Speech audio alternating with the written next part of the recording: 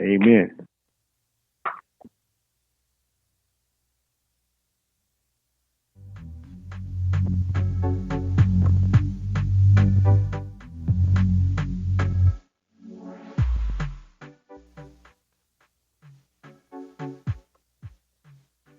Pleasant good morning to everyone, and welcome once again to another edition of the Carlos Brown Show, heard exclusively right here on the Open Mic Broadcast Network and Spreaker.com.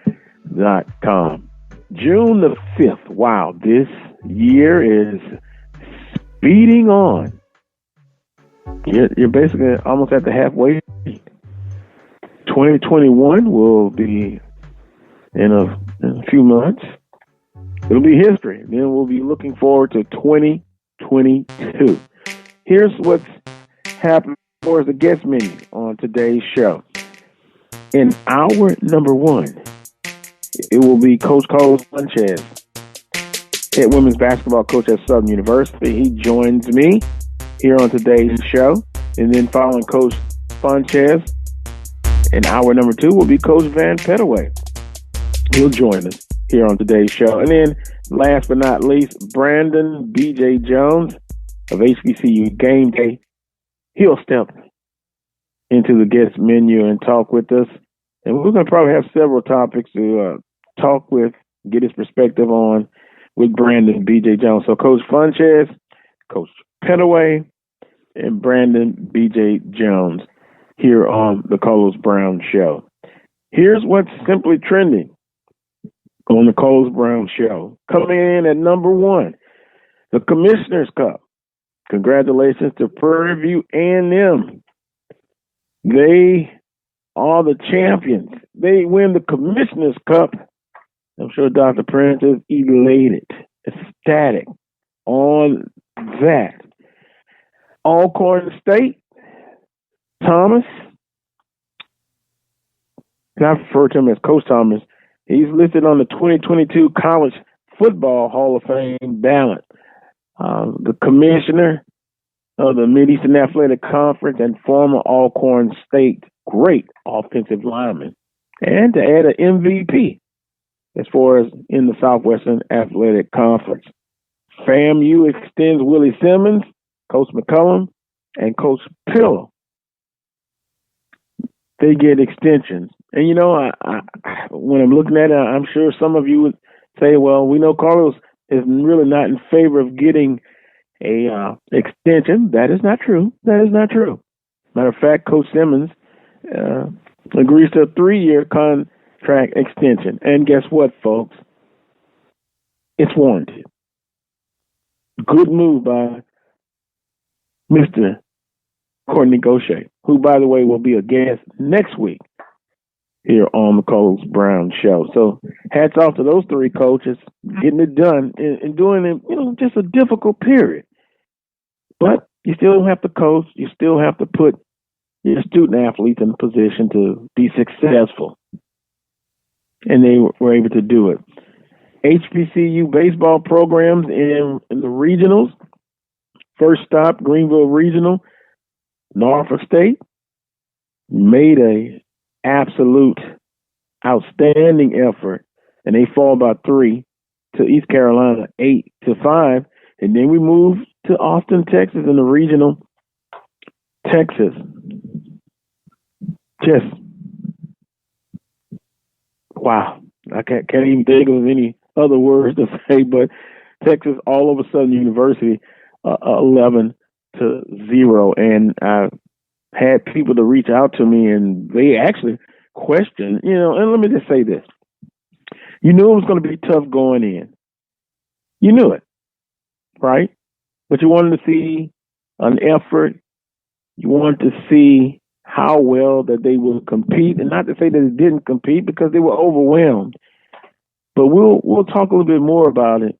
Some of you have questioned starting Snyder, who basically has been challenged this baseball season, and why not go with an established starter? And some of you have already reached out to me and say, why not start the pitching that you did in the Southwestern Athletic Conference tournament? Well, Coach Crenshaw made that decision, and he has to live with that decision. But it was going to be tough. But 11-0, they dropped the decision to Texas. Now today they will take on Fairfield, and it's a double elimination tournament, of course. You want to see if they're going to come out and put last night's game behind them, or yesterday's game, excuse me, and come out and really compete and be competitive and have a better showing. But the two HBCU programs, Norfolk State dropping an 8-5 decision to East Carolina, and Southern University 11-0 decision to the University of Texas. If you want to get involved with the show, there are a couple of ways you can do that. You can email me at thecarlosbrownshow@gmail.com. Also, proven to be popular, I just have the Carlos Brown Show Facebook Messenger page open, and you can send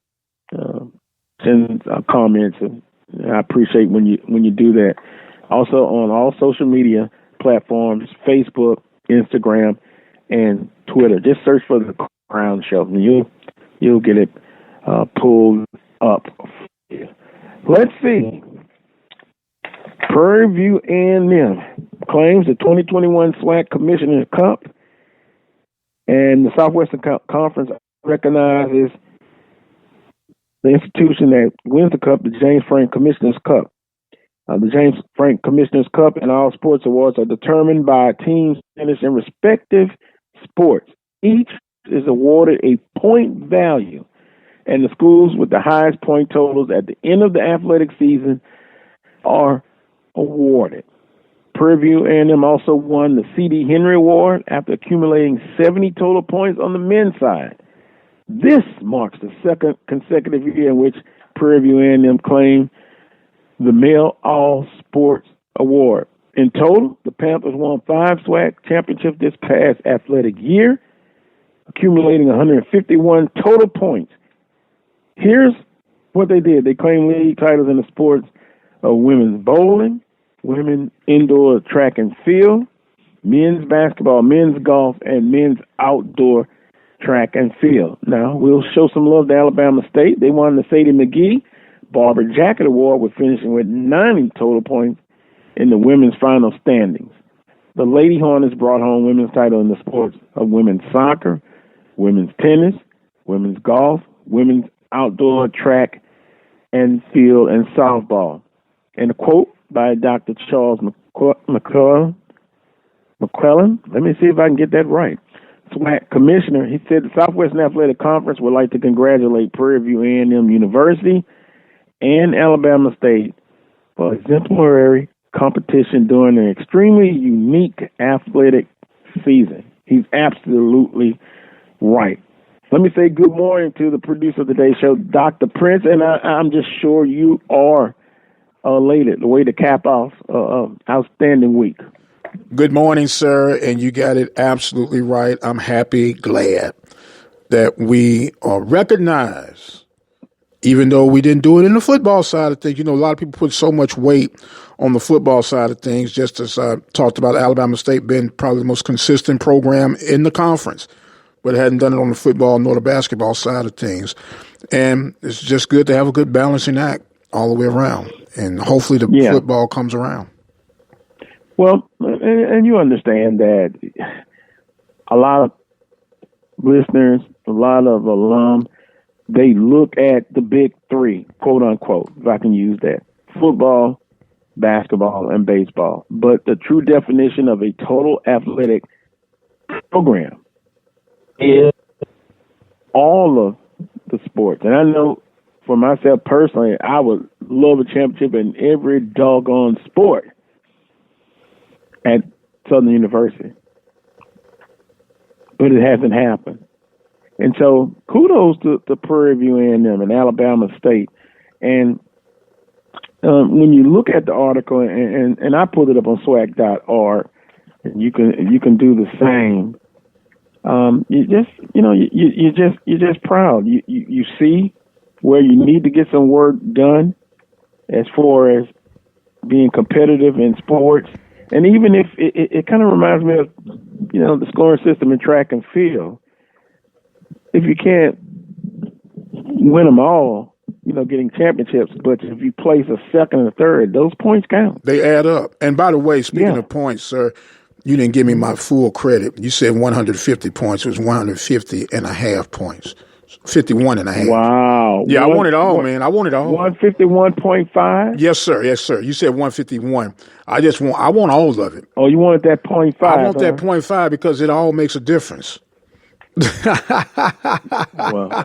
Well, especially say if the second place team were that close, sometimes a 0.5 could be a big. Hey, it could be the deal breaker, man. It could be the absolute deal breaker.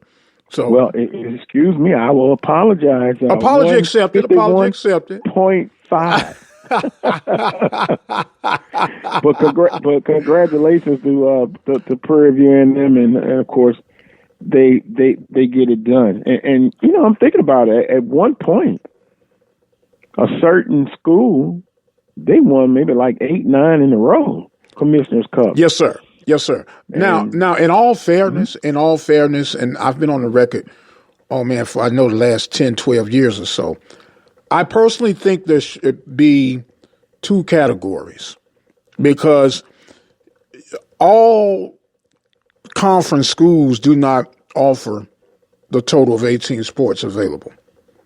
And therefore, you got a bit of an advantage if you're providing all sports.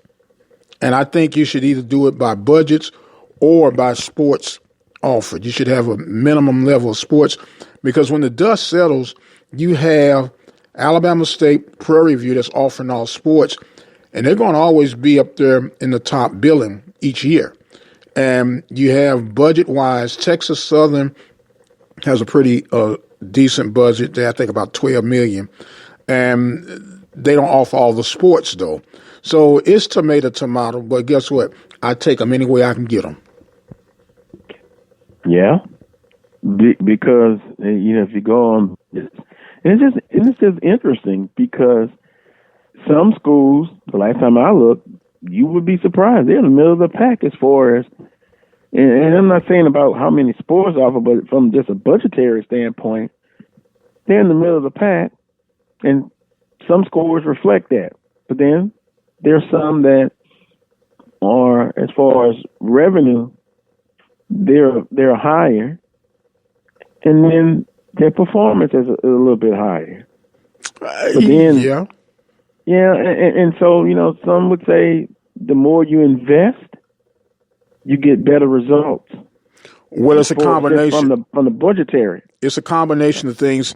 It's not just necessarily throwing money as a source of the answer to whatever your challenges are, whatever department you're representing, but it's how you're spending your money and how you're building your programs. And I'm not going to get way deep into this, but a lot of our programs funding is geared toward football. And we know that football is the heartbeat of the Southwestern Athletic Conference. But when the dust has settled, you don't get the bang for your buck that you would in football with some of your other sports that could help build the footprint of your athletic department as a whole. And once again, that's a whole nother topic, a whole nother show, and we don't have enough time today. We don't have enough time today. It is, and the way the rules are situated now, it's the rule, and you have to basically deal with it. But from an individual institution standpoint, I'm sure that each institution would like to do better, should do better. Right. But Prairie View A&M, Alabama State, they're getting it done. Yes, sir. Now, moving on. Do we have to? Yes. Oh. Dennis Thomas is listed on the players' ballot for the 2022 class of the College Football Hall of Fame, which was released to voters on Wednesday. Now, he's a former offensive lineman at Alcorn State. Thomas was a 2-time Pittsburgh Courier All-American, 1972, 73, and he was named the Southwestern Athletic Conference SWAC Offensive Player of the Year, the first and only offensive lineman to win the award. That has to be a cold brother. Nasty brother. Yeah. Now, as an offensive lineman to to win the award of Player of the Year hadn't happened since then. And, we all look at the quarterbacks, the receivers, and the running back. They get all of the glory. But they can't do it without those big guys up front. Absolutely. It speaks of his toughness, his intellect, and his just willingness to get things done.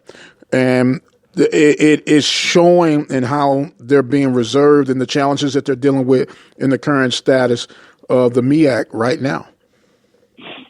And being an offensive lineman, a former offensive lineman, and developing that toughness, and he kind of carries that on as being a commissioner. Now, with that being said, I know it's a tough job, a tough position, and again, a lot of times when the decisions you make, they're long lasting and they are impactful. But Dennis Thomas, listed on the 2022 College Football Hall of Fame ballot. Congratulations to Mr. Thompson, Commissioner Thomas, excuse me. FAMU extends Willie Simmons, Coach McCullen, and Coach Pillow. Now, pandemic year, they didn't participate in any sports. But Mr. Gaucher, in his wisdom, he said, look, let's extend these coaches. We appreciate what they're doing during this time. And I believe it's the right move to make. I know I've been accused of being a hardline, as what Charles Epman would say, a hardline as far as if I was a director of athletics, which I'm not, of course. But consistency, and they're investing in their coaches. And so when they get that deal during this academic year where they didn't participate, it shows a trust factor for Coach. I'll say Coach, but Mr. Gaucher. Here's a quote for him. This past year has been filled with uncertainty, and our coaches have demonstrated the highest level of leadership and stability as we lead our programs into the Southwestern Athletic Conference. We are excited about the trajectory of our programs, and it was important that we maintained elite coaches to ensure that continuity. I am grateful to President Robinson, Board of Trustees, and Foundation Board for the unwavering support. So there you have it. And, of course, they are coming into the Southwestern Athletic Conference officially, July 1st? Yes, sir. July 1st. Serious business. Which leads to the July 20th Media Day. Yeah. And it's not going to be virtual. No, sir. It's going to be held in Birmingham, July 20th. So the excitement is starting to build. And then as far as the pandemic, it does seem that the country has turned the corner somewhat. There's still some hot spots, still some things that need to take place. But I guess I can say that right now, the country is in a better position than it was, say, of course, I know a year ago, but even six months ago. But I still be cautious. Yeah, I could agree with still that. Be cautious. You say you don't agree? No, I said I can't agree with that. I'm not fighting. I'm not fighting with you today, man. Oh no, I mean it's all right. I just thought I heard you say you couldn't agree with that because there are still some concerns and some persons I know individually. They're still kind of leery about things, and albeit some people are vaccinated, got the vaccine, they've gotten their both shots, and so you still have to be precaution. Have a precaution about everything, and still mask up. I know I do when I'm in a public place or places. So it seems like we're moving in a better direction. We really do. Are you comfortable to go into a full stadium? I still would probably mask up if I were to go. Mm-hmm. I don't know if I'm just right there yet, to be honest with you. But then, usually when I go to football games in the past, I'm in the press box area, except for one game, and that's Jackson State. Most of the time, 99% of the time, I'm going to be out in the crowd to feel all of the emotions, the electricity. It's a big game. So I still would use precautionary measures. Okay. As of right now, June the 5th. Would you feel comfortable in the press box area with or without mask, or with a mask in the stadium area? Press box with a mask. Matter of fact, I wear a double mask. Okay. I wear two. Yeah, it's always about protecting yourself, because you don't know how the next person, right, what's their situation. So, that's just me. I can only speak for myself.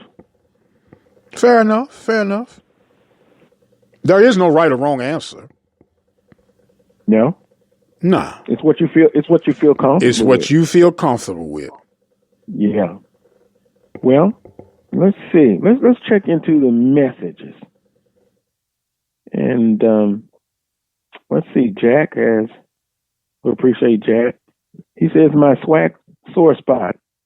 Why is the MEAC men and women track programs able to compete on a world-class level while the SWAC runs high school times on the NCAA level? And I guess specifically North Carolina A&T. Oh, they yeah. really invested into the track and field. I was going to say investment in recruiting. Yeah, and they are a top track and athletic program. No doubt about it. Absolutely no doubt about that statement. You had a top 10, they're in the top 10. Regardless of levels. Right. And so I would say the investment, recruiting, and they take track and field seriously. Now, Alabama State, geographically, they've done well in track and field. You would say, what, Prairie View? Prairie View has been consistent. Texas Southern. Alabama A&M has not done too bad neither. They've not done too bad. And that's what I'm talking about when we talk about the Commissioner's Cup, right? We put all the eggs in the football, basketball basket. And in just my own observation, all our other sports suffer. And all you need to do is if you just took and just did a 5 to 10% increase of funding from the current budget that you have in your other sports, it would make all the difference in your Olympic sports.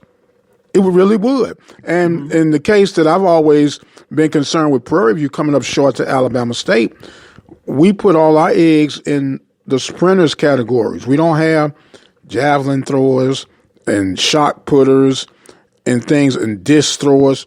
So we lose ground to Alabama State when it comes to those categories.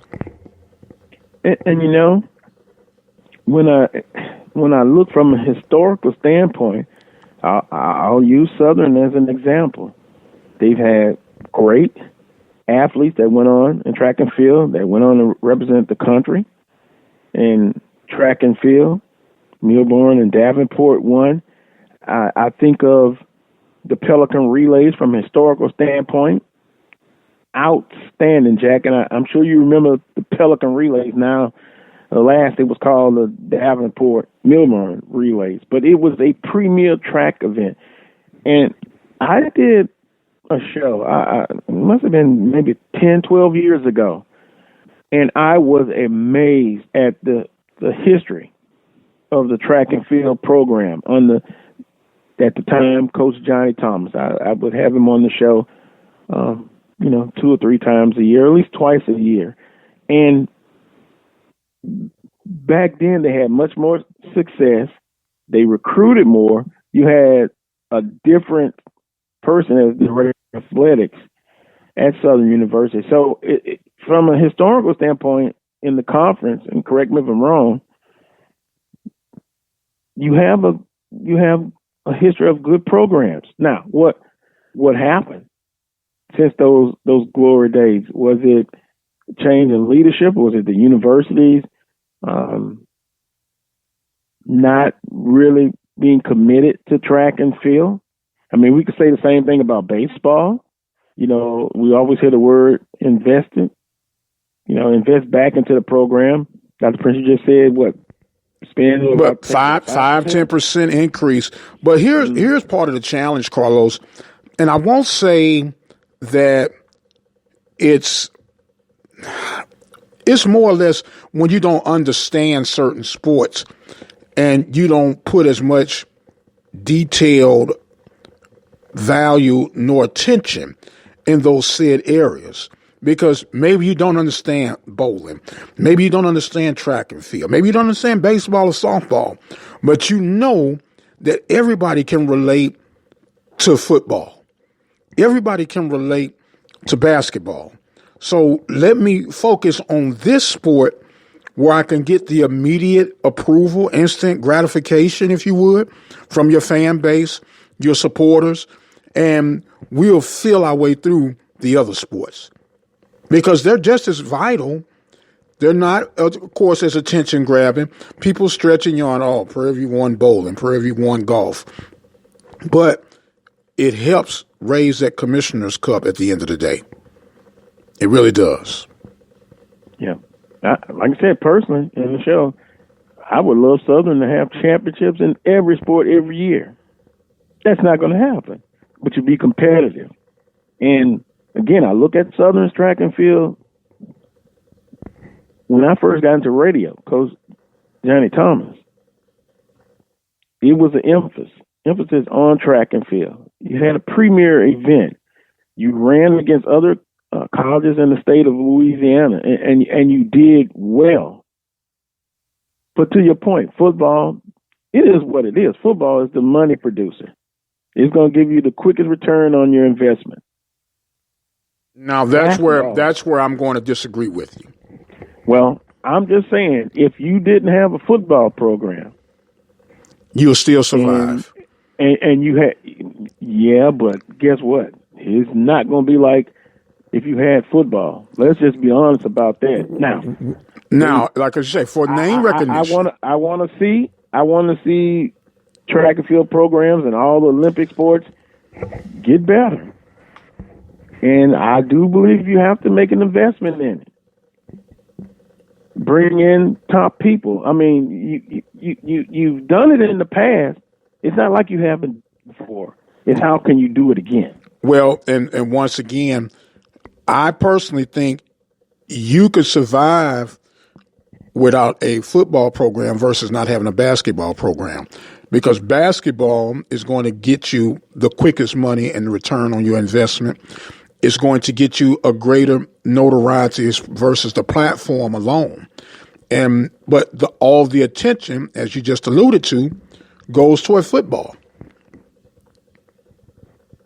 It's an athletic sport. It should. I want it all. No. I understand that. But what I'm saying, let's just say if we had a pie and we had the pie, let's say if you cut it in 4 parts.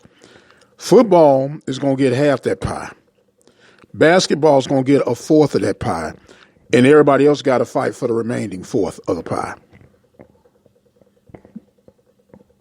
And I'm looking at a pie that doesn't have all the slices. I'm going back to when you say, yeah, they can survive without football, but on our level, it will be very tough. But it can be done. Yeah. I mean, there's some great athletic programs that have basketball and not football. Gonzaga. Right. And doing quite well financially. Yeah, because their basketball program is basically basketball takes the place of football. They're kick and tail. Well, that's what I'm saying. That's what I'm saying. And so, therefore, as far as the quickest return, now you get the biggest hurrah from a football program if you happen to pull off one of those Cinderella wins. But the financial returns is definitely on the plus side for basketball versus that of football. Yeah, I guess when you're playing all those doggone guarantee games. Well, you play your guarantee games in both of them. And like, let's say, for instance, but you don't play. But wait a minute, Dr. Prince, you don't play as many in football as basketball. Well, because of the wear and tear of the body, the nature of the games themselves. But I was going to say, you go get, in the case of Prairie View, they get $450 to play Texas A&M this fall, right? And you can play, you get that $450, and when you just do your cost of deduction of all the moving parts it takes for a football program, that $450 is not going to go nearly as far as your basketball team going out and play, let's say, 4 or 5 games for the same $450, and they got room to wiggle. Football, it's here to stay. Oh, I'm not saying you're going to demolish it and get rid of it. I know, but I'm just saying football is the end. Football is the heartbeat of the South. We're in the South, therefore you're going to have your football. You're going when I had Diane. You say in the South, it's more than just the South. No, I know, but the Southwest Athletic Conference happens to be primarily a Southern. You said South. I thought you were saying no. Southwest. It's just like when we talked to Dianthia Floyd Key, athletic director for Mississippi Valley, and we asked her. I said, what would you identify the signature sport of Mississippi Valley? And without hesitation, she said football. And I almost choked. And I'm like, how can you say that, huh? Don't choke. No. I got to stay around as long as I can. But I'm going like, how can you say that when you're not even offering the maximum amount of scholarships for football? You understand? You're at 36 scholarships when your max is 63. But you say that's your signature sport, and the first thing that would have come to my mind would have been basketball. When you look at the history of Mississippi Valley. Yeah, but when you mention Mississippi Valley State to me, I just know they're challenged. They are challenged. I'll leave it at they are challenged across the board, no matter what. Right, sport. but historically they've always been challenged, but they've always made noise. In basketball, they made noise in baseball, they made noise in softball, they made noise in volleyball. They were competitive in soccer. Your non-traditional Olympic sports that doesn't require as much funding, but once again, if you go back to that fourth of a pie that's for everybody to eat off of, it makes it hard to be competitive in anything.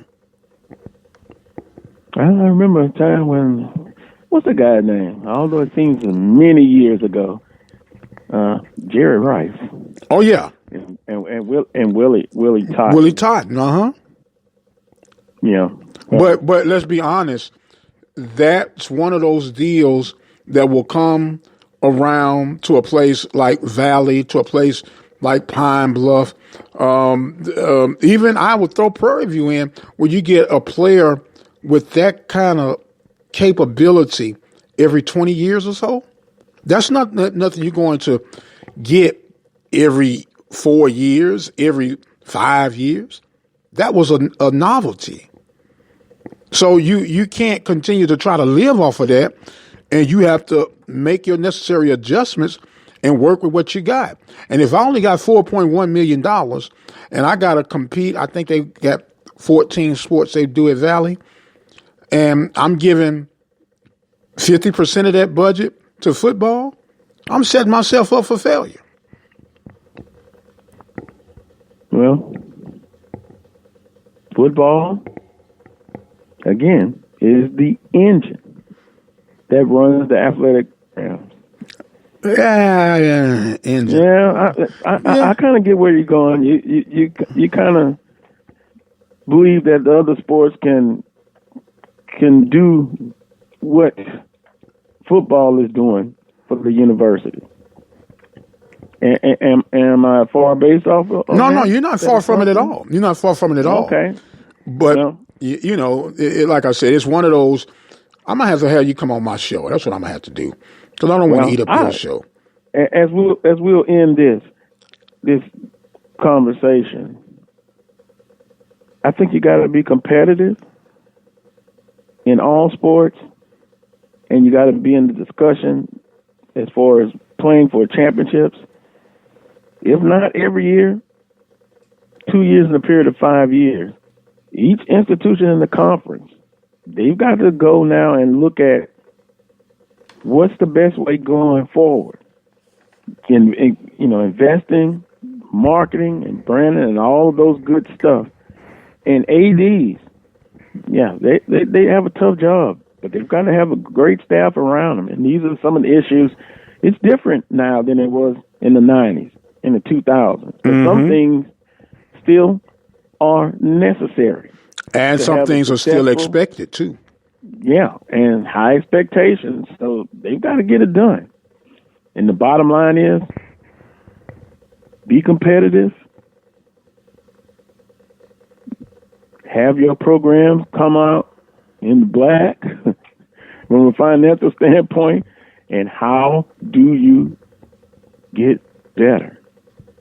But I'm long overdue. Let me take a time out. When I come back, I'll visit with Coach Carlos Fuentes, women's basketball coach at Southern University. You're listening to the Carlos Brown Show on the Open Mic Broadcast Network. Never let anyone devalue or underestimate your hard work and dedication. Many times we hear people say, wow, you're lucky. I wish I was as lucky as you were. I've learned something about the word luck. It's not necessarily one having luck, be it good or bad. It's about how a person applies the life lessons learned to their next assignment or challenge that lies ahead. We all are faced with challenges. We all have obstacles. We all have days that we wish we could have stayed in bed. The bottom line is, you take what's in front of you, work with what you've got until your change comes. The next time someone tries to tell you that you're walking around in this wealth of luck, it's okay to smile and accept it. But if you remember nothing else, remember this. Luck is spelled L-U-C-K, which stands for labor under correct knowledge. And when you labor under the correct knowledge, more than likely, you will come out ahead of whatever situation is laid before you. This has been another moment with Mike. Thank you for tuning in. You guys be blessed, and we'll see you on the other side.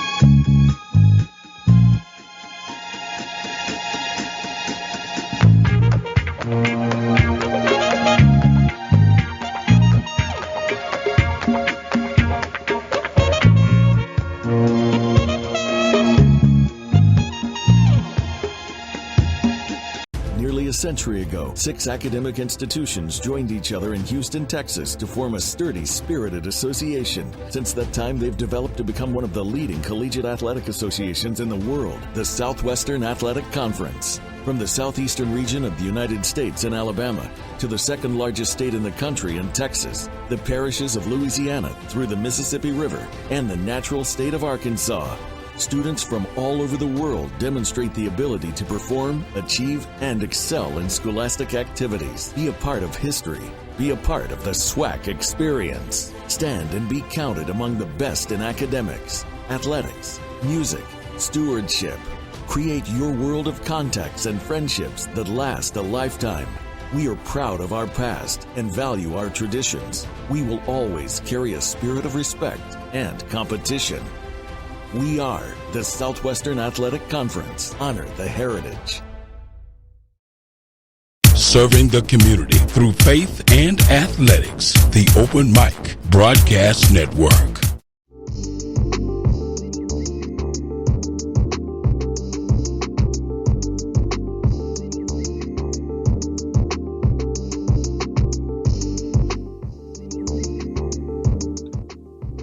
Welcome back to this week's edition of the Carlos Brown Show, heard exclusively right here on the Open Mic Broadcast Network and Spreaker.com.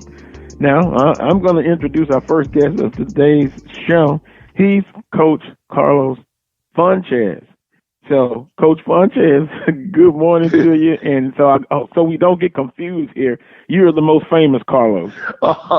You the only Carlos I know with the radio show. I can tell you that.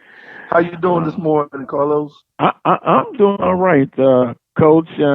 trying to dodge the rain here in Baton Rouge.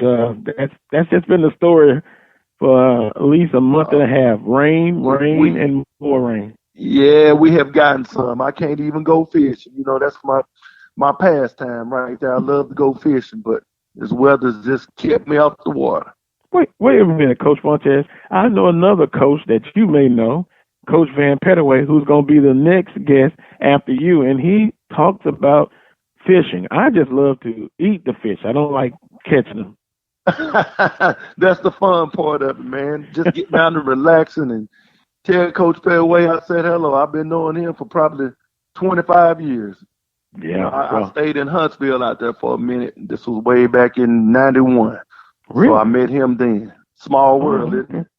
Yeah, and Huntsville is growing. My goodness. It is. It's a growing nice in city. the right way. In the right way. Well, Coach, we want to spend a few minutes with you, of course, talking about your program. And since the last time we talked, you guys ended the season. So if you can reflect back on the 2021 season, do that for me. Talk about that whole season in general. Well, you know, with the pandemic going on, it was really difficult. We played our first three or four basketball games with only 9 players. We had 3 players out who had to go through COVID protocol. Mm-hmm. So, I mean, that were 2 tough games. I think it was Kansas State, Oklahoma State, and Wichita State, if I'm not mistaken. So, I mean, it was already tough, but then you lose 3 or 4 players like that. I mean, that made it even tougher. But the young ladies persevered, and they gave us everything they had. You know, I mean, we had injuries here and there. We had Sandra McGee, our big girl. She went down with shin splints and didn't even get to play the entire season. Wow. You know, so she was really, you know, she was our backup center, but our biggest player, you know, at 6'3", 6'4". So we missed her, but Raven White did a monster job. We had players playing out of position, you know, most of the year. Our returning leading scorer, Larry Scott, who was the tournament MVP the year we won the championship. She opted out because of COVID reasons. She had some underlying conditions. So, I mean, it was tough. But, you know, it built a lot of character within our kids. So we, as coaches, had to make some changes here and there about how the way we wanted to play. But, you know, it all worked out. I thought we had a solid season once again and played a tough non-conference schedule. So I was happy with the growth of the young ladies more so than anything. And Coach, you talk about the non-conference schedule, and it's always tough. And I know when we talk about men's basketball, it's from a business standpoint, playing those games, isn't it more so from a financial standpoint that to play those games? But then what does it do for you guys as far as competition? Is it extremely, how difficult is that? Well, it's tough. Of course, like you said, we play what we call guarantee games, and we raise a certain amount of money, which we have to benefit our program, and, you know, other programs at the university also. But you do get an opportunity to play against some of the best teams in the country. You know, last year, like I said, we played the Oklahoma State, the Baylors. We played Texas Tech. We played the Mississippi State team. You know, teams that you probably would see in the NCAA tournament. You know, for sure. I know the year we won the championship, we played Baylor, and Baylor ended up winning the national championship. But we played them during the regular season and played them tough. So, you know, that's the kind of thing you look at it as an opportunity, you know, to go out and prove yourself against some of the best in the country. And the girls look forward to it. I mean, they love playing games like that. And it prepares you for, you know, your conference season. This year, we didn't play a game until our first conference game. The year before, the year the pandemic hit, we played, I think, 9 games in a row, including our first 2 conference games on the road. You know, so it's just about making adjustments. you just try to prepare and get ready for each and every game. Yes, sir. Visiting with Coach Carlos Funches, women's basketball coach at Southern University, and you talk about those non-conference games and prepare you for the conference games. Let's see if you agree with me. And Coach, you don't have to agree with me. You can always disagree. But that's what it sounds like to me. But no, I'm not trying to set you, Coach. But I guess the highlight would be in conference play, Alabama State, who didn't play a non-conference schedule, and I was just so surprised that they did so well. But you guys were able to beat them 2 out of 3 times. Would you say conference-wise that was the high point? Well, I thought we were in some other games. Jackson State beat us twice. The second time we played them, the first time we played them, we didn't have a leading score. But the second time, we were right where we needed to be going into the fourth quarter. I think it was a tie game or a 1-point game, and we just went IO. We didn't have the experience that we had in previous years, and then we had to get some players to step up into roles that I didn't think they were ready for at that time. But, the only way to get that experience is getting out on the court. But, yeah, beating Alabama State, I mean, they had a really good team returning. Senile Ward, the Ward kid, came back. She had missed the previous year. She was first team all conference the previous year, and she missed her sophomore season because of an ACL injury. They got a chance to practice during the summer last summer, and also, during the fall semester, and they didn't play, like you say, until conference season. So that probably benefited them, but they had probably the most experienced team coming back from a player personnel standpoint. Yeah. Them along with Jackson State and Alabama A&M returned a lot of good players. Now, they did have some injuries and things, but, I mean, this league is just getting better and better each and every year. And I think this coming year is going to be from top to bottom with the addition of Bethune-Cookman and FAMU. I think it's going to be the toughest that this league has been since I've been here in 15, 16 years. I mean, from top to bottom, I think it's going to be a lot of close games throughout the year. Yeah, well, and I'm gonna come back to that point about Bethune and FAMU. And Coach, now this is quote unquote the off season. What are you guys doing as far as the program? Kind of walk us through, if you can, what entails of an off season as far as conditioning and preparation and getting ready for the next season. Well, Carlos, really, to be honest with you, it's always as a coaching staff, it's never off season. Once we finish playing, once after the conference tournament, a lot, we might take a week off or something. But, I mean, we hit the ground running recruiting-wise. We're actually recruiting our 22 class right now, 23 class. Trying to get prepped for that, trying to look at, what events you're going to attend in the summer and getting our summer workout program, which we'll start this coming Tuesday. Summer school starts Monday. Okay. We'll have all of our young ladies down. We have a couple of high school kids that's not going to graduate until this week, and then we have another one that's not going to graduate until the following week. They graduate a little late in Texas and in Florida. But we're going to have everybody in. We're going to do conditioning. We're going to do running. We're going to go through some stuff on the court as far as individual workouts and things like that. So, I mean, it's grind time right now. This when you can gain some ground on your competition. So it's time to go to work. Time to go to work.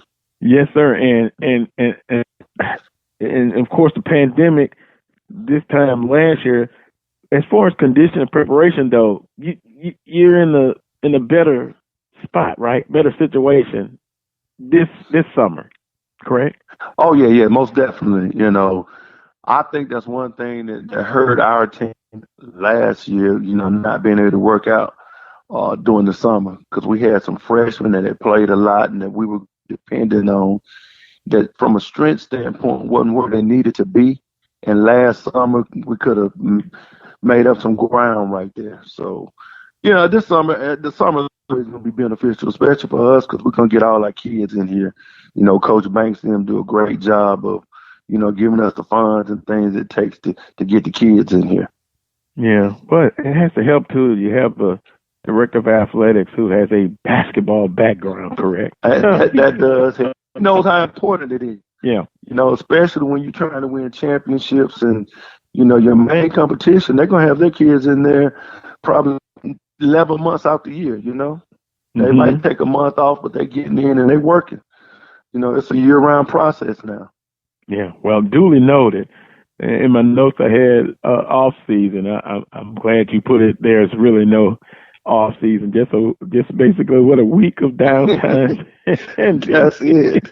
Then you go. It's always something to do. Trust me. Yeah, it's basically all year. I'm visiting with Coach Carlos Funches, women's basketball coach at Southern University. Now, moving on to new players. I heard you mention about graduations for high school seniors, one in Texas. Dr. Princess, stay out of Texas, indeed. But talk about some of the impactful players, and then I have a question from a listener, Jack. We appreciate you. He wanted to know Southern women basketball. Have they picked up any transfers from the portal? But talk about some impactful players or new players coming into the program. Well, since we were talking about Texas, that's why I'll start off with Zalise Harrison. She's a 6'3" center. She's coming out of Garland High School in Garland, Texas. We have Tiana Lee, 6'3". She's coming out of El Paso. We needed to get some more size, I thought, in the paint. Not just size, but some tall kids that's athletic. It can get up and down the court because that's the way we're trying to play. So we have those two young ladies coming in. We have Senile Reed. She's a 6 foot, I would say, hybrid power forward. She can step out and shoot the 3 ball. She's coming from North Shore High School in Slidell down there in that area. And Aaliyah Fontenot, she's coming from Ridge Point High School in Missouri City, which is right outside of Houston, right on the outskirts of Houston. She's a 3-point sniper. I mean, she can really shoot it. She had some games in high school where she hit 10 threes in some games. So, I mean, she's a tremendous shooter with a quick release. And, I think that's really going to help us. We needed somebody to stretch the defense. And I think she's going to step in great in that role. We're also going to return two of our seniors, which I'm happy to say, Nakia Kinsey. She averaged 11 points a game for us, and Kayla Watson. And both of those young ladies started Nakia started just about the whole season, and Kayla Watson, who's the defensive specialist for us, she did a great job also, and she'll be returning. So we're going to be deep. We're going to have about 16 kids on the roster right now, and looking forward to getting it going. Very interesting visiting with Coach Carlos Funches, women's basketball coach at Southern University. You mentioned earlier in our conversation about the addition of FAMU and Bethune-Cookman. So that will lead me to this. The basketball Southwestern Athletic Conference situation to accommodate those two teams coming to the program. How the conference season, how will the setup be to accommodate those two teams? If you even the conference has gotten to that point yet? They have. I don't have the conference schedule in front of me, but I thought at one time maybe they were going to split it into an East-West division, and you play everybody on your side twice and everybody on the other side once, kind of like baseball, But they didn't for some reason. But we're going to play. It was kind of tough for us because we got to go to Bethune-Cookman. We're going to play them twice. We'll play Bethune and FAMU twice. Grambling now is going to be our road partner. Yes, I heard about that. In the past, Alcorn was our road partner. So we're not going to play Jackson State and Alcorn but once.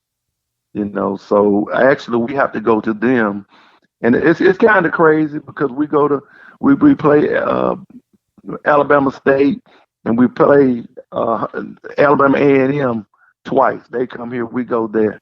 But, the two closest teams that we have in proximity, we only played them once.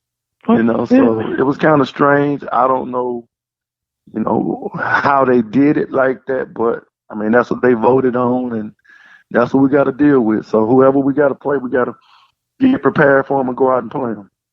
Wait a minute, Coach. Wait a minute. I'm trying to understand.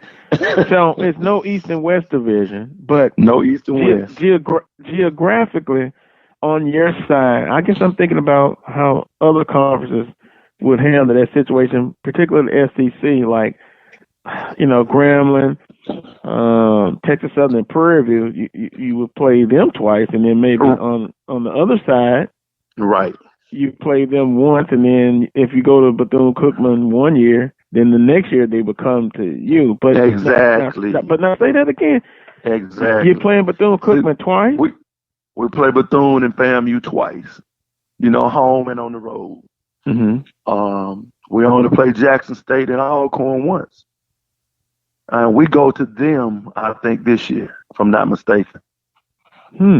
So we only play them once, which is, I mean, that's a natural rival for us. Yeah. On the basketball side.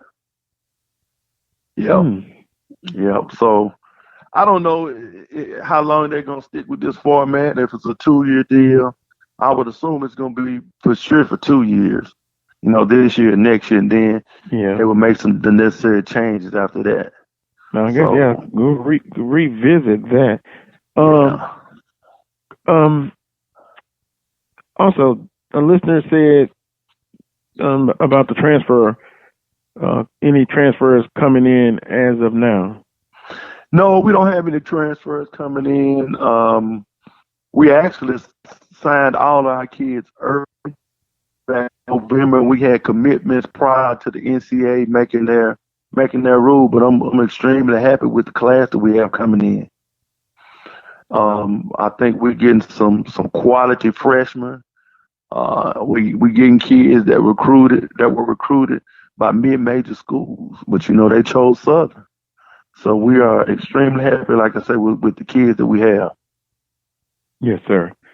Coach, do you have any type of coaching, coaches clinic coming up this summer, or no? No, but we do have a camp coming up starting on the 17th through the 19th. We're going to have some of the best team camp. We're going to have some of the best players as well as teams here in the state of Louisiana. Right now, I think it's going to be about 65 teams we have. That was the last count. So we'll be playing at multiple places on campus, the rec center, Southern Lab, Scotlandville. So, I mean, it's going to be really good. It's good for us as a coaching staff and a university. Some of these kids might not come as basketball players, but they might come students, Right. It might be the only opportunity that they ever set foot on campus. So it's a win-win for everybody. Yeah, I understand. Coach, last two things for you, and this is I always like to do this at the end. In the NBA, who do you think is going to be the champion? Easy. Brooklyn Nets. Easy choice. Brooklyn. Well, yeah, Coach, I couldn't say anything about it because my team. Put it this way, mine got swept, and then the team that beat them in the championship last year in the bubble, they're gone. So who figures? I'm looking for some kind of excuse, but there are none, I guess. Yeah. I mean, the NBA is in a great place. I mean, these young kids, the Ja Morants, the Trey Youngs, the Devin Bookers, I mean, these kids are phenomenal. It's amazing what they're doing at such a young age. Luka Doncic. I mean, the list goes on. I mean, these kids can play, and it's good to see. It's good to see. Yeah, I understand. Wow, in that series, the home team hasn't won a game. Go, unbelievable. Go, unbelievable. Yeah, unbelievable. And then last but not least, there was a coaching hire, interim Coach Rollins. What can you tell us about that decision? Well, I think that was a great move by Coach Banks and his staff. You know, you already have stability there. You know, trying to bring in somebody new and changing your system and things like that would be extremely tough. But I mean, I think Coach Rollins is going to do a phenomenal job, and you know, we're going to be there to support him if he needs anything. But I mean, he's a great guy, a really great guy. So I think he'll do a great job for him. And I think they have all the building blocks in place. You know, with the season, with the shortened season they just came out of, and they're gonna get in and go to work. You know, everybody's getting geared up for summer school and getting ready to hit the weight room and do drill work and get better. You know, in all our sports. Yeah. Well, just wanted your thoughts on those two things. And Coach, as always, appreciate the time. Next time we'll talk. Maybe we'll discuss that schedule as far as non-conference, as far as for the upcoming season. I'll have to get you out there on that boat with me. You'll fall in love with fish, and you know we just don't mind the alligators, anything like that. Now don't worry about those. They won't get in the boat. You know, I'm gonna take you out there. We'll get together. You know what, Coach? That's not a bad idea. Since I like to eat fish, I should work on catching them. And it's a sport. It's a sport. Can you see me on the water? Come on out there. In this household wouldn't believe it. Relax a little bit. Come on out there.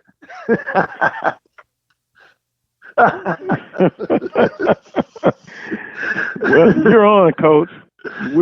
Anytime you get ready, let me know. All right, I'll let you know. But have a great rest of your weekend, and we appreciate the time.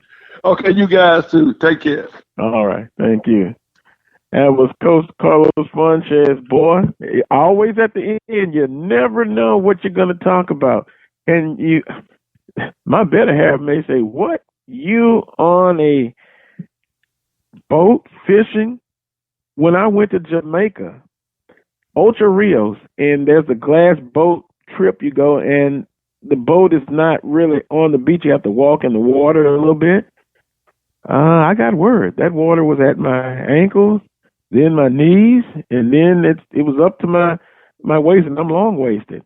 And all I can say is I probably should have had a light cocktail before I got on that boat. Something about me and water, but I've got to overcome that. So Coach Funches has invited me, and I've got to take him up on that. I want to take a quick time out. When I come back, it'll be more of the Carlos Brown Show. Coach Van Pettaway is up next, and I'm going to ask him about this transfer portal. And you've seen some of the articles. Some of the coaches are accusing the other coaches of tampering. We'll be back after this time out. You're listening to the Carlos Brown Show. Drivers and bicyclists both have the right to be on the road and travel safely. And when we're on the road together, safety is a shared responsibility. State law requires drivers to maintain at least 3 feet of clearance when passing bicyclists. And bicyclists should always ride with the direction of traffic and follow all traffic signals. It's safer. It's courteous.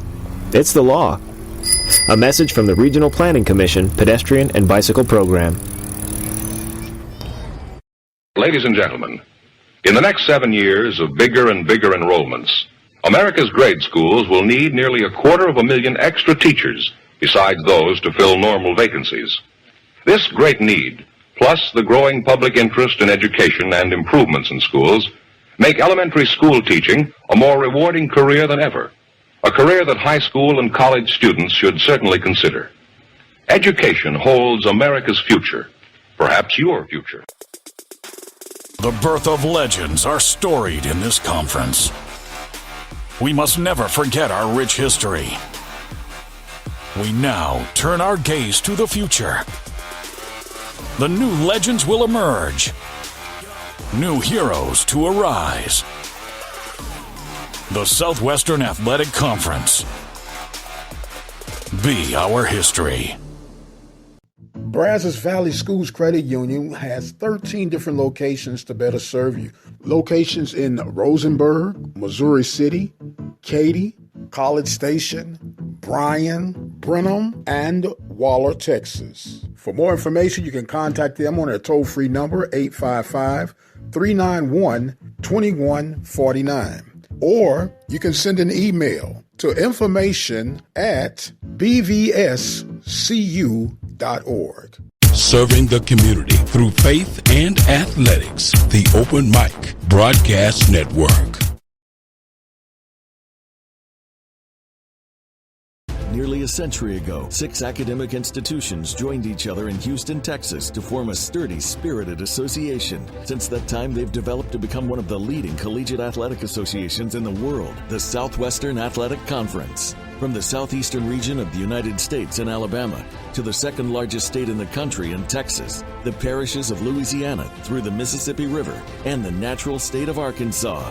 Students from all over the world demonstrate the ability to perform, achieve, and excel in scholastic activities. Be a part of history.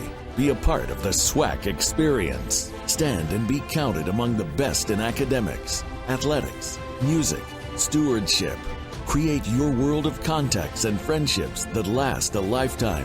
We are proud of our past and value our traditions. We will always carry a spirit of respect and competition. We are the Southwestern Athletic Conference. Honor the heritage.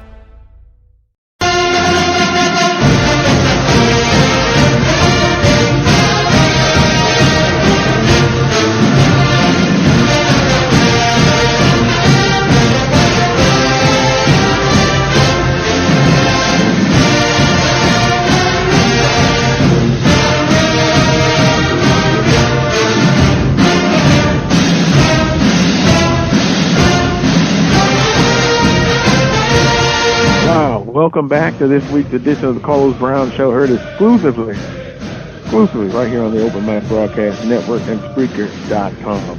Guest number 2, another coach. Coach Van Pettaway joins me here on the Carlos Brown Show. Coach, good morning to you. Good morning, Carlos. I'm happy to be here. It's a beautiful, lovely day here in Huntsville, Alabama.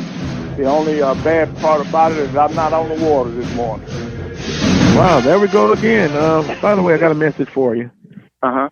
Coach Carlos Sanchez, who was a guest before you, he told me to tell you hello. Yeah, I know Carlos. Yep. Yeah, and I didn't know. He said he lived in Huntsville for a while. Yeah, he did. Carlos played with the GBL team here, and I got a chance to meet all those guys, and also they practice. I made arrangements for them to practice at our place. They had a great team. Then you had I really liked it because you had players from the SWAC. You like Fleming that played at Alcorn. He was on part of that team. So they had a great basketball team, and it was coached by the guy from Detroit, from the Pistons. So I've been knowing Carlos for a long time. He's a great person, man. I really like him. And then we've always maintained our relationship over the years. And also has something else in common with you. He invited me to come fishing with him. Okay, well then I apologize. If you ever make it to Huntsville, I will certainly put you on my boat. We can get out and find them too. Now my boat is known for bringing in a good haul. Coach, can I have a light cocktail when I come on the boat? Because I don't know, something about I only like bath water, but I have a certain anxiety about being on the boat. So if you understand. well, yeah, you can have your cocktail. I just can't have one because the driver has, he can't be under influence. So we can have a great time with that. Yeah, well, now, Coach. Coach, I'm not. I just need a little bit to calm me down. Just a little taste now. Now, I'm going to be respectful and a good citizen. Yeah. Well, Coach, couple of things to talk with you about. But first, a listener says, Mike, we appreciate him. He basically simply asked, which do you prefer, a Commissioner's Cup or a SWAC football championship? I just want to bring that up for discussion. And by the way, Dr. Prince is just, he's in heaven on earth with the Commissioner's Cup. Congratulations to Prairie View A&M with winning that. Right, but, I think that's great for their program, and I sent him a congratulatory text early in the week when I saw that. That having a Commissioner's Cup or a football championship, I think I'll take that Commissioner's Cup every day of the week and twice on Sunday, because it shows that you have a total program. Whereas you can, just win a one football championship. No, give me the total program, because that's what athletics is about. It's about the entire department, all of the sports, and not just one. And I think sometimes in some places, some parts of the country, we're blinded when it comes to sports. They only see football at some schools, and in some schools just football and basketball. So all of the sports are important, and when you can win that cup, that shows that your other sports are relevant also. Yep, and pulling their weight. And, correct. But am I wrong for saying I would want both eat my cake, have my cake too? Oh yeah, it would even be better if you could do them both. If you could win the football championship and that Commissioner's Cup. But if you had to choose, if I had to choose between the two, I would take that Commissioner's Cup, because it definitely shows that we have a total athletic program versus one sport being dominant. Yes. Well, congratulations once again. I'm not going to send Dr. Prince a card or anything, not a text. But, you can chime in if you want to, but congratulations. I'm going to appreciate that congratulations, and I wasn't looking from a card from you to begin with, because I already know how we go. But, to the listener that asked the question, ask Alcorn, which would they prefer, just football only known as, or an overall athletic successful program? Yeah, we all want to win football programs and championships.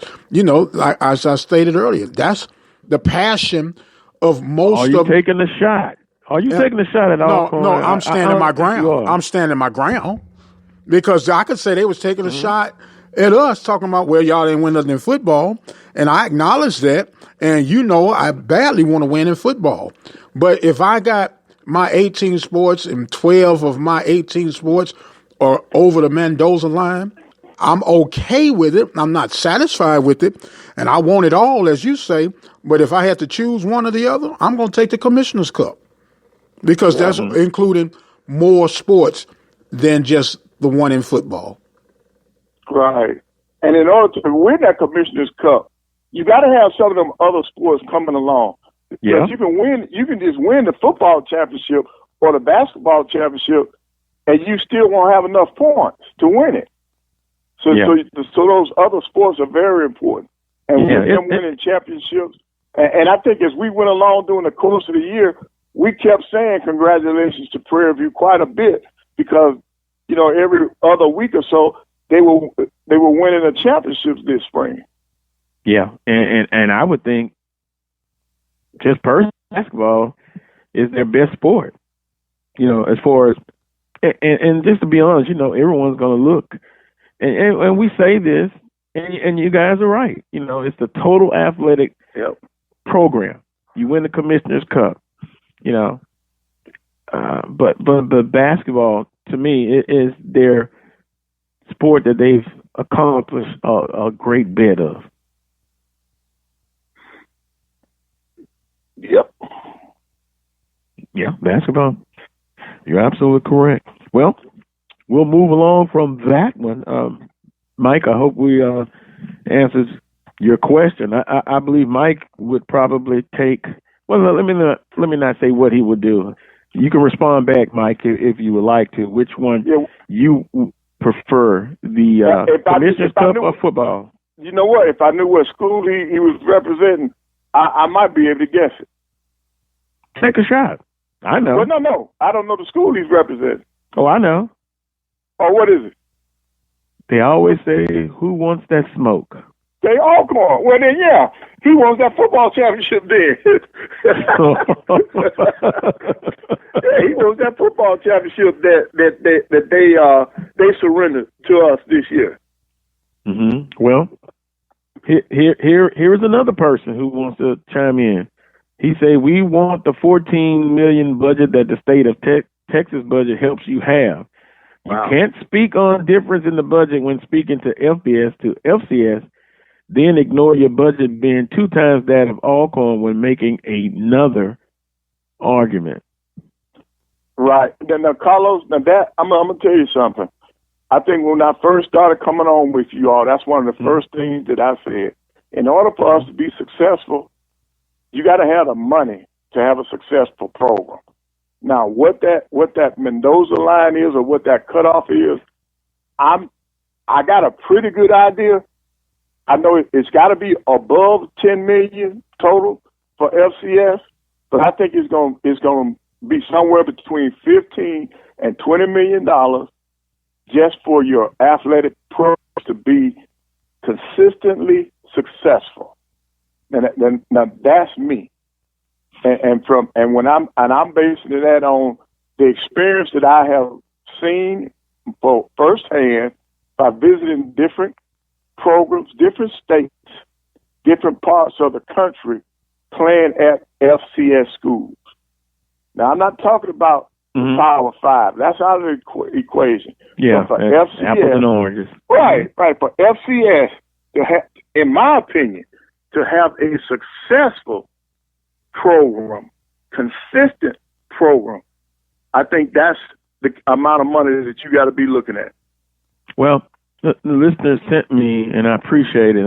I'm looking right now at institutions, athletic budget, and the number of sports.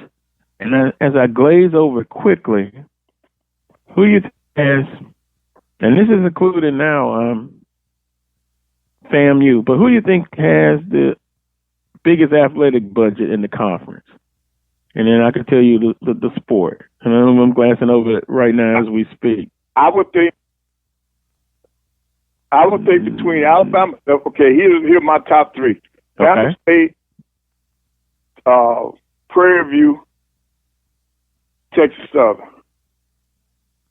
Let's see. Let's click on it and get a little bigger. I got the middle-aged eyes now. I don't know that much about FAM and Bethune, but I wouldn't put Bethune up there because of something that came out last summer about them having financial problems. Well, believe it or not. Wow, they up there.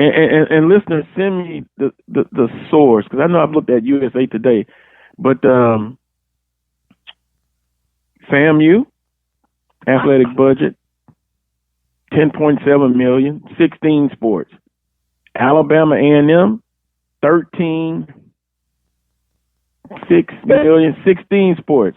Alabama State, Alabama State 11 million. Prairie View 13 million. 287,492, 18 sports. So Prairie View, to those who use the theory or believe in, they basically is right behind Alabama A&M. And Alabama A&M offers 16 sports. So, wow. And that's amazing. I'm here. And but guess what? And then if I look at the MEAC, Bethune-Cookman, over 15 million, and they offer 17 sports. Good gracious. I promise you, I had no idea that we're spending $13 million at Alabama A&M. And let me say this. This has happened since I retired. Oh, of course, yeah. Yeah. There's no way we had $13 million when I was coaching there now for our athletic program. And if we did, they really pulled a fast one on me. Yeah. Because no, I'm serious. That you should be winning if you got that kind of money. Okay, well, a listener says, Varick says those numbers aren't correct. Oh. That was based on information, and that might be an older budgetary, because I want to say Southern at one point recently up to 14 million, but that's athletic budget.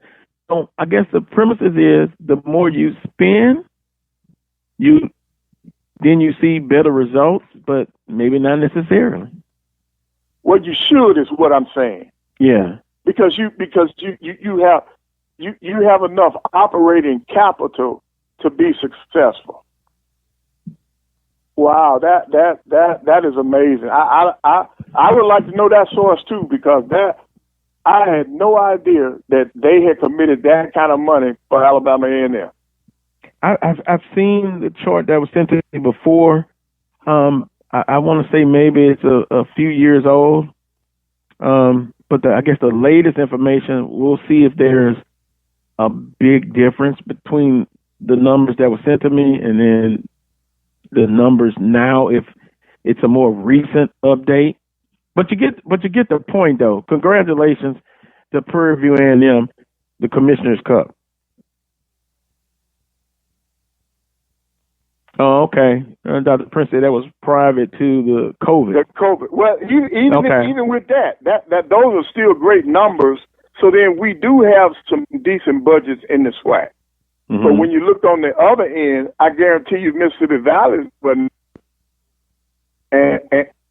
then I would think that perhaps maybe Arkansas Pine Bluff would be coming up short. Yeah.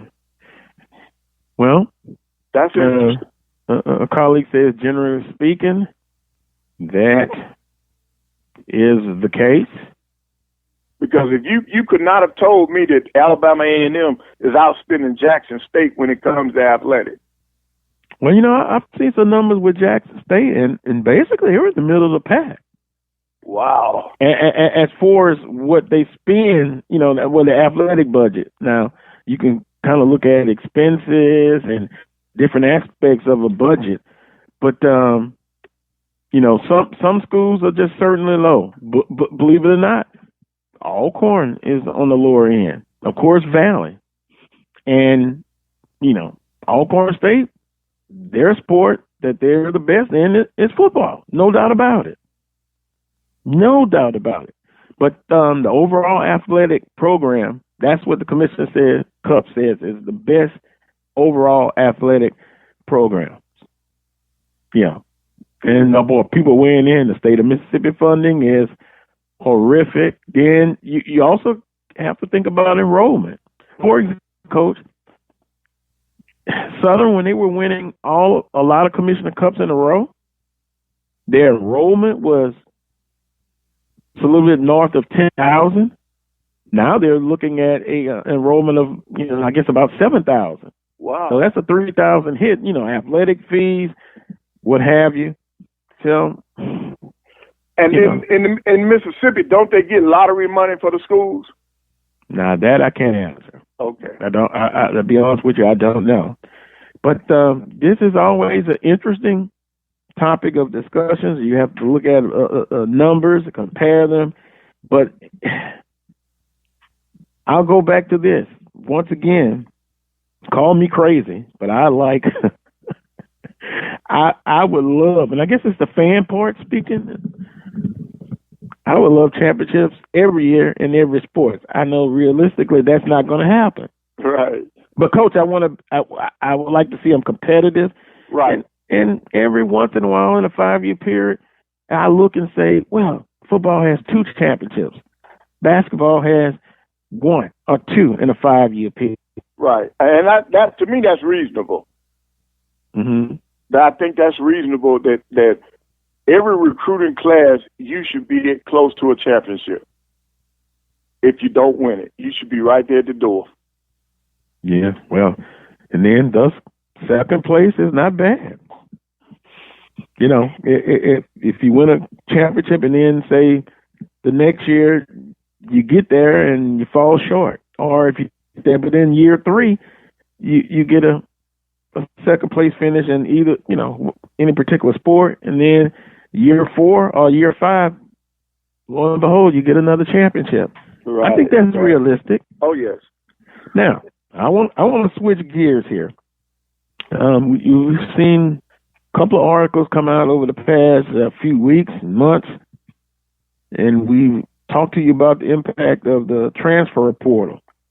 But reading one particular article, some of the coaches are saying, wait a minute, coaches are tampering. They're recruiting student athletes, and this is getting out of hand. No, you didn't see Coach Petaway, No. what about these coaches? Are they tampering? I'm using the word tampering. You know they wouldn't do that.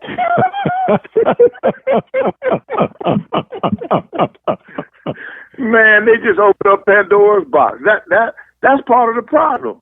Mm-hmm. That was part of the problem why there were so many coaches that were against this transfer portal.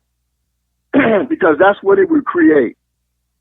The Power Fives would be looking, at the smaller schools, plucking their best players. And that's what you see.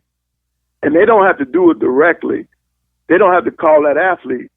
They know mama, they know daddy, they know the AAU coach. They go indirect and get to that kid to let them know that if he's in the portal, we're interested. Mm-hmm. It's real simple. And we see it in basketball. We haven't seen as much in baseball. Once again, we're going to look at baseball and basketball, right? Mm-hmm. And you see, for example, Jackson State has lost several recently, football-wise. Basketball, we've seen it throughout the conference. And you see, to your point, you see some transferring from an FCS to an FCS, Mm-hmm. but in some cases, you're seeing going up to, FBS schools. And some people, don't really understand the dynamics of what's going on and why is that the case. Well, the thing is, when you give these kids these alternatives, they're gonna explore them. Now, like I said before, if a kid has got his degree and still has eligibility, you ought to applaud that kid for, number one, getting that degree, and then give him his opportunity to go somewhere else and play. I don't have a problem with that. My problem is with the underclassmen who thinks the grass is greener on the other side. And he thinks it's greener because they have tampered with him. They have told him that if you're in the portal, we will take you. We're waiting on you. Well, I would be asking that kid this. Well, where was this school at the beginning of the recruiting process? If they want you and if you're on their list, why weren't you on their list on their initial list? And they use the portal to just help needs. If they have an injury or if they lose a player to portal, they use the portal to get that quick fix. And it's easier for them to go to the portal because that kid's already been in the college system. In other words, knows what it takes to be on the collegiate level versus that high school kid. And that's why it looks so big now. Yeah, but July 1st that's it for the portal? Well, June 1st is, they gave an opportunity to get out and recruit now. These coaches have been locked up all this time, but they took it off June the 1st. And that's why you're seeing all these kids make visits in football and some of the other sports. Yeah. I'm visiting with Coach Van Petaway here on the Coles Brown Show. I remember you mentioned about you basically, if you have a student athlete at your institution, you basically got to re-recruit them. Right, because you got to get all of this noise that he's hearing from these outside people that he can do better, he or she can do better than this present school. So these coaches have it rough. They got to re-recruit their own players to keep from the portal.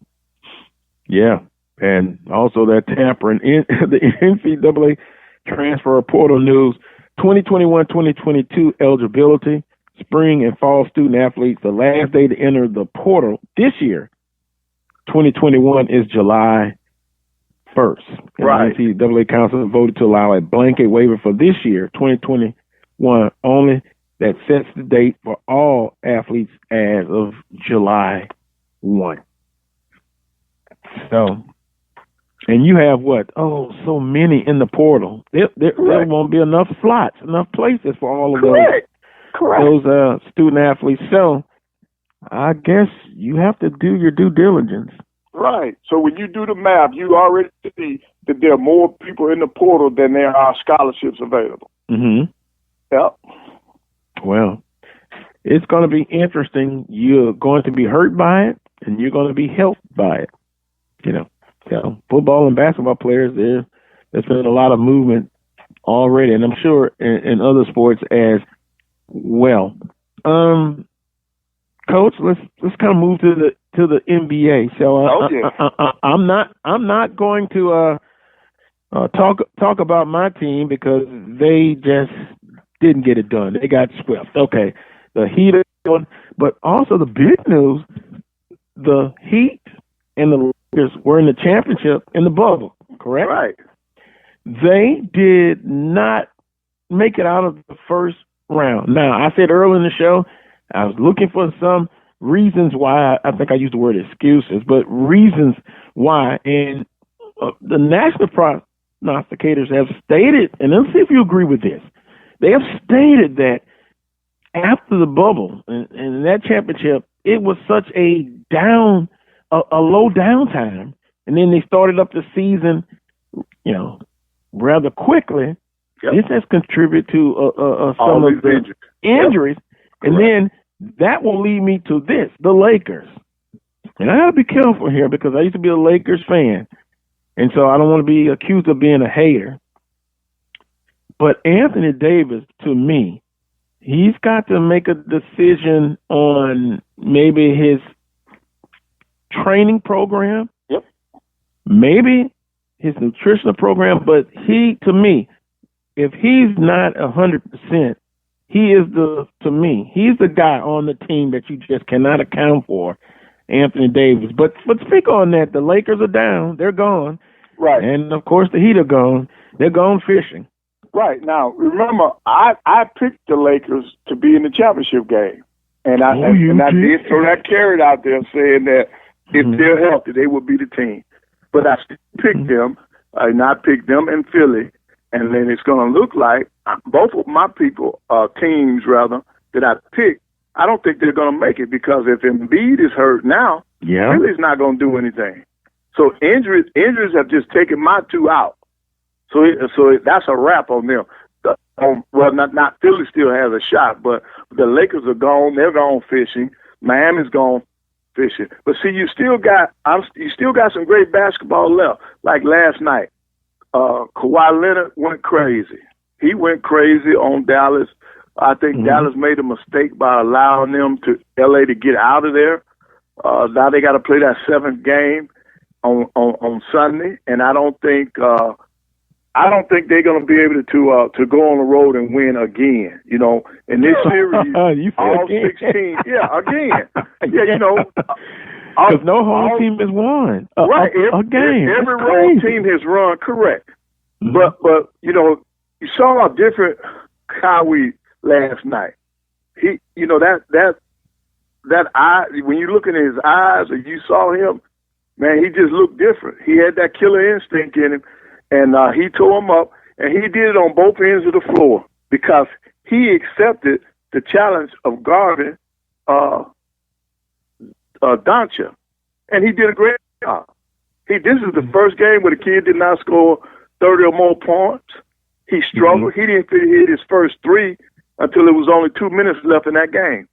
So the Clippers, with Leonard and Paul George, they played well. I think they'll win that game. And then, of course, they're going to have to play Utah. Utah's at home, getting all this rest. They've just been resting up. So that's going to be an interesting series between the Jazz and I think the Clippers. And then on the other team out west, the Denver Nuggets and Phoenix Suns, they'll start out Monday. And then Denver, you got Michael Porter playing lights out. You got Jokic, Nikola Jokic, who everybody feels is going to be the MVP. He's playing well. But then on Phoenix, last week or 2 weeks ago when I said it, you had to watch out. I said Gordon. I meant Booker. Booker was the guy that you have to really watch out. He's playing well for Phoenix. DeAndre Ayton is holding down the middle for them. Now, Chris Paul's health will be the key as to whether or not Phoenix can get anything done. Because he's the guy that guides that ship. They need a healthy Chris Paul in order to do anything. Then on the East, we mentioned Philadelphia. Well, we know Embiid is a load. But if he's hurt, Ben Simmons and Harris, they're not going to be able to carry Philadelphia. I don't even think they can beat the Hawks without Embiid because Trae Young and then you got Capella in the middle for Atlanta. They're playing well. Trae Young is really playing some inspired basketball. He went into New York. The fans stayed on him. He kept his cool, and he was just, as he say, he was just Ice Cube. He was just chilling on him, and he did a good job. And then in the other game in the East, you got the Milwaukee Bucks playing the Nets. Now everybody's trying to crown the Nets already with Harden, Kyrie, and Durant. But I still think that Milwaukee is going to give them a run for their money because Giannis and McMillan, they can play. So you got three all-stars on one team. You got two on another. They just going to have to battle it out. So we still got some great basketball left to be played when it comes to the NBA. Yeah, and Drew Holiday. Yep. Oh, yep. Keep an eye on him. Yep. As we wrap up this NBA talk, but I want to go back to what I said about Anthony Davis. Very athleticism, but he is injury prone. Is there something that he can do? And I'm sure he has a nutritionist, and I'm sure he has a personal trainer. I think back to Kareem Abdul-Jabbar, coach.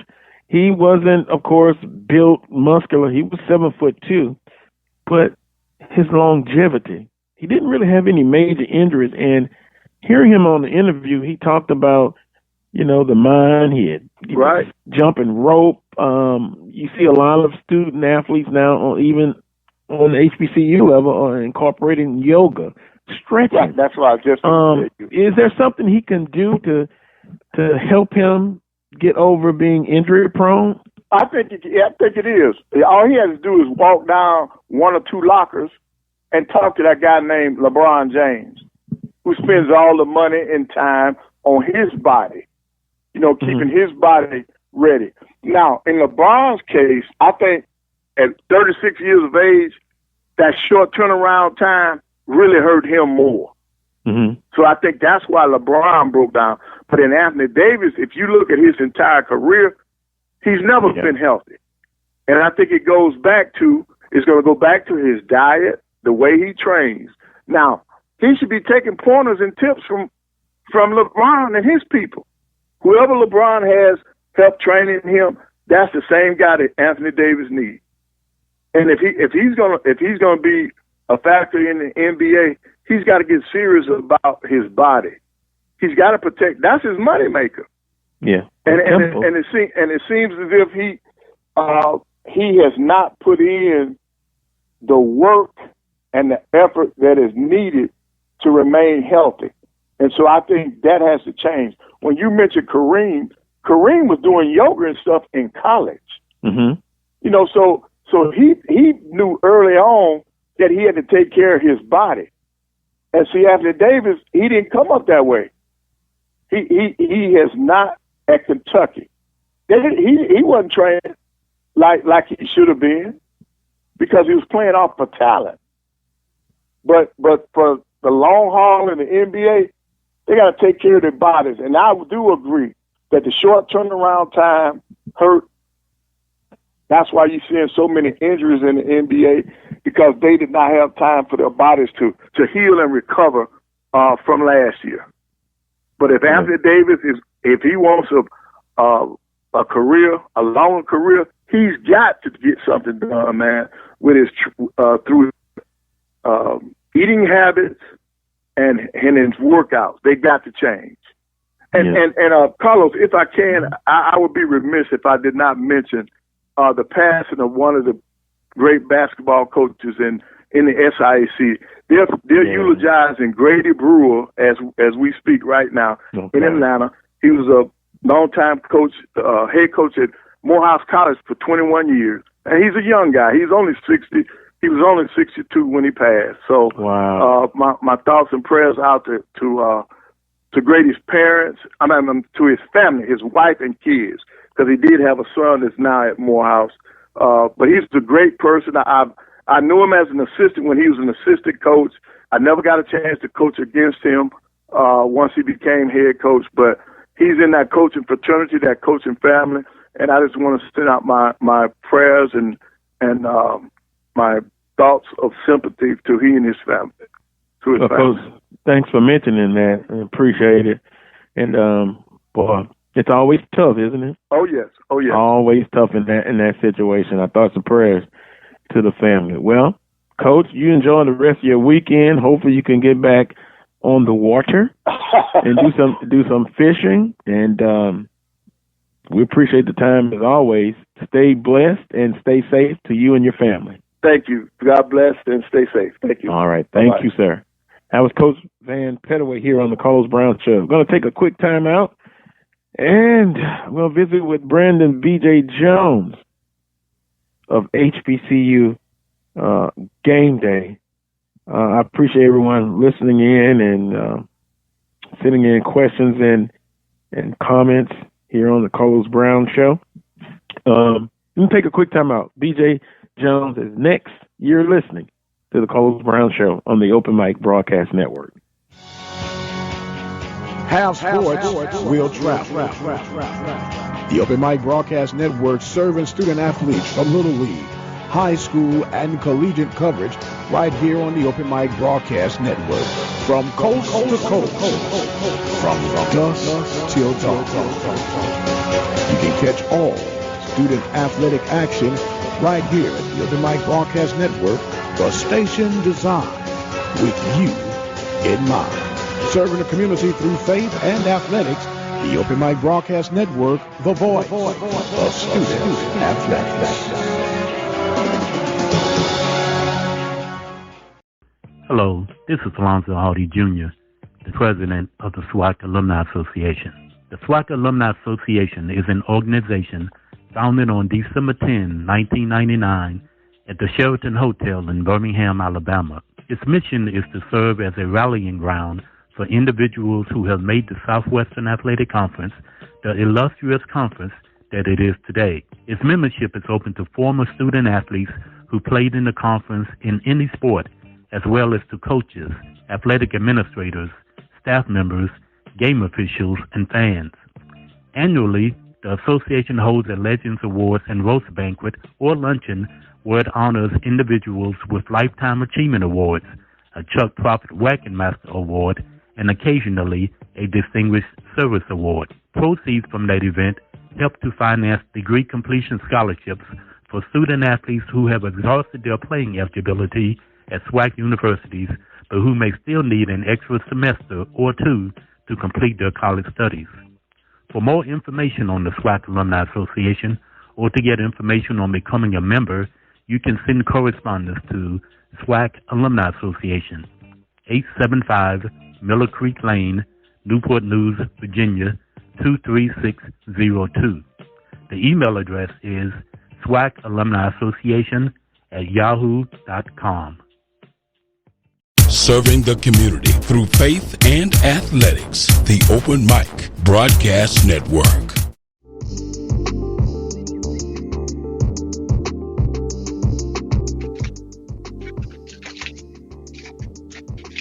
Welcome back to this week's edition of the Carlos Brown Show here on the Open Mic Broadcast Network. 11:44 Central Standard Time, and if you're in the Eastern Standard Time, I guess it's 12:44.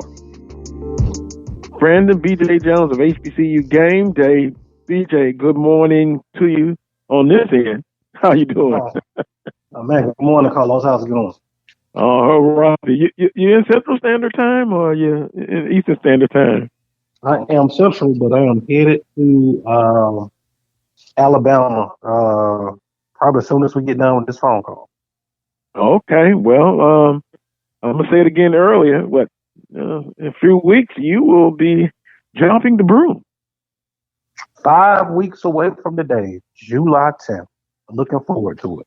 Well, I see you've been in the gym. You've been getting your mind right. You on your way, brother. Congratulations. Thank you. Thank you. Welcome to the club. If I can say it that way. Well, it's the summer officially heading to the fall as far as football season. And BJ, I got a chance to look at a little bit of Athlon's SWAC football prediction. As I pull it up here on my phone, it's all on paper, their predictions. Take what you want from it. Have you had a chance to look at it? Yes, I checked it out. Interesting. They had Alabama A&M as the favorite in the East. I don't think you can really knock them for that. What really got me was having Jackson State over Florida A&M. That really got me. FAMU third in the East. That was alarming. They had Southern number one in the West, which, that seems to be a popular take. But where they had Alcorn and Arkansas Pine Bluff, I think that's where you're going to get a lot of conversation, to say the least. Yeah, Alabama A&M, and it says Glass was a Walter Payton Award finalist thanks to winning the spring. And, of course, you mentioned Alabama A&M, and then Jackson State and FAMU. So I think that's where your issue is, correct? Oh, yeah. I don't see Jackson State second in the East, but I will say we don't know. It has been a revolving door both in and out at Jackson State. We don't really know what that team is going to look like. We thought that we had an idea, but it seems like every day, twice a day, they're picking kids up out of the portal as well as losing them. Mm-hmm. So I think with Jackson, especially with the activity they have there, it's almost a wait and see as far as what they'll look like. But if you're bringing in that many new players and you're only giving them so long to learn a new system, to learn their teammates, that's going to put them at a disadvantage. I think personally, FAMU, talent-wise and what they have coming back, is the favorite in the East. Now, that's just my opinion as we sit here on June 4th or 5th or whatever day it is. Well, that's interesting that you mentioned today's date. People have asked me and, what I think about predictions. And it's sometimes you have these too early predictions, but I want to wait till after the summer's over as far as the academic class.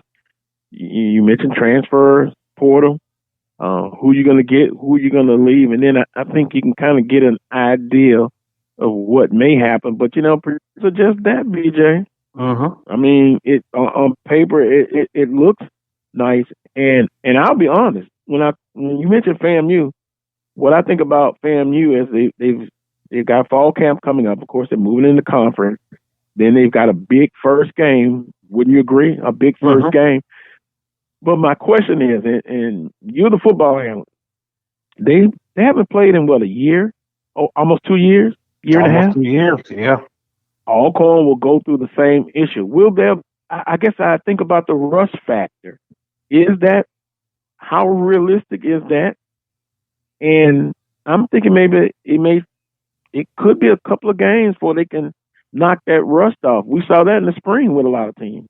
Oh, yeah, absolutely. I think that they're going to have some roughs to say, but I will also say, hey, one of the things that benefit them is that first game they're going against the Jackson State team that's pretty much brand new, so they're going to have some rust as well. But I'm throw the nickel up in the air and say heads or tails. Yeah. But you mentioned too, with, and I think you're alluding to the chemistry issue. As far as if you got a high turnover rate, and talking to some Jackson State alums, they expected this high turnover rate. As you say, bringing in, leaving out, and that gets to that transfer portal. A good thing and then a bad thing, correct? You can get some players, you can lose some. Hey, it's giveth and it's taketh away. A lot of teams. We saw some heavy hitters from the SWAC. Quintero Cole from Alcorn State. We saw Stubblefield from Prairie View A&M. Moving up. You saw the young man Cushnick from Alabama A&M. Dalen Baldwin from Jackson State. You've seen a lot of guys go into that portal. The alarming number, and this is something that I've been hearing coaches talk about, when me coaching high school ball and doing the camp circuit this week, is a lot of guys are in there and can't find a home in. And this is one of the things that was brought up when I was at Georgia Tech earlier this week, is that most of the FBS programs are over that 85 scholarship limit. Most of them are sitting around 92, 93 right now, and they're having to work themselves down to the 85. They call it roster management. So you're going to see even more guys hit the portal in the next week or two. And so, help me out here. Then some would think, as far as coaches, well, they play the FBS institutions, and now they're leaving. I have to have those type of players. Is that the mindset I'm hearing? You're seeing it a lot. A lot of people are getting excited because this guy came from school X or school Z and they're Power 5 and they're FBS. But when you dive into it and you look at it statistically, a lot of these guys are leaving for a reason. They don't have the stats. Haven't touched the field. There you go. So I think people have to do their due diligence and stop looking at a helmet or a logo and saying, well, since this guy came from X, that must mean that he's good. That reminds me of something Doug Williams told me years ago. You come, and this is before the portal, you come to Grambling State, and he was coaching, and don't think just because you left, say, Florida State, that you're going to automatically start. You're going to have to work. Right. You're going to have to work your butt off to get in. You're coming into this program. So I understand your point. Now, if I can, I'll move back to the Eastern Division and the Western Division. Pine Bluff, and again, this is from Athlon. I don't know how well. I know they've been doing this for a long time, but when I think of Athlon, I think of FBS rankings. The Power 5 and the Group 5. Arkansas Pine Bluff. Where would you have them? Right now, they got Arkansas Pine Bluff at 3. I think that may be where they end up. Out of respect for Arkansas Pine Bluff, I would have put them at number 1 or number 2, no worse. But I can see how you could come up with that. Arkansas Pine Bluff, we can talk about how they started the season, but they really started to fade towards the end of the season, and the portal has not been kind to them. So I think you mix those things up. I think that's where you have Arkansas Pine Bluff in that 3 spot. I'm surprised that they didn't have Alcorn State in the 1 spot based on what they've been able to do the last 6 or 7 years over in the Eastern Division. We know what that program is. We know that they are the boogeyman to Southern University. So I'm shocked to not see them in the 1 spot, but we'll see how this thing plays out. Yeah, well, July 20th, the SWAC will come out with their predictions. And I'm just saying this. I believe, in my humble opinion, and based on what I've seen, the conference, how they do their predictions, I would not be surprised if Alabama A&M, based on the spring, being the champions, they'll be number 1. FAMU, number 2. On the Western Division, I would possibly see Southern pick 3rd coming out from the SWAC conference. But, it'll be the media, SIDs, and the coaches voting on that poll. So I guess I'm saying this. I wouldn't be so worried about where the predictions are now because it's going to be a week in and week out battle. And when the dust settles, it, as always, it's going to be played on the field. It's a new SWAC. We're talking about teams. You're added 2 quality teams. And I think it's great to look at a SWAC season. When you look at it, you go, hey, there's legitimately 5 or 6 teams that can hold up their trophy at the end, as opposed to this champion is coming out of one of the 3 schools. So I think that only helps the league. It's going to make it more exciting. This season already is going to be the most anticipated season that we've seen, and I think when you add those quality teams, it just made it that much better. So I'm looking for big things from the conference this year. I got about 4 minutes left, and I got to ask you about this. There was an article produced by HBCUsports.com. And it's basically, I'm sure you're familiar with it, so let me just cut right to the chase. The Southland courting particular SWAC schools, Prairie View, Texas Southern, Grambling, and Southern. If I said hell will freeze over before that happens, would you think I'm crazy? No, I wouldn't think you're crazy, but I would say this. There are some politicians within the state of Louisiana and are pushing to make this happen. It is a 100% political move. Yes. And they are really going to lean on Grambling more so than Southern, with Grambling being a part of that state of Louisiana system, and with the rest of those schools being in that system, being in the Southland, they're going to really heavily lean on the Grambling there. I don't see it happening. I've talked to some people from that are familiar with it. They see it as a long shot at best, but it's really coming from a politics standpoint. Look, there's a reason the Southland is falling apart. When you go up and you pull up the conference revenues and you start to look at the FCS conferences, they are near the bottom. They are, like, when I say near the bottom, they're in the cellar there. There's a reason why those Texas schools wanted to break away. And the schools that are remaining, let's be honest, McNeese wants to break away. They just can't find a partner right now. There's a reason that league is falling apart. Southern, Grambling, Texas Southern, Prairie View gains nothing. We gained nothing from going to the Southland Conference. The only thing that you can say that we gain is cutting down on the mileage as far as travel. But what you lose outweigh that. So, I saw the article. It was a repost from the article from the college AD site. Yeah. And it's like much to do about nothing. It's the pros and the cons, right?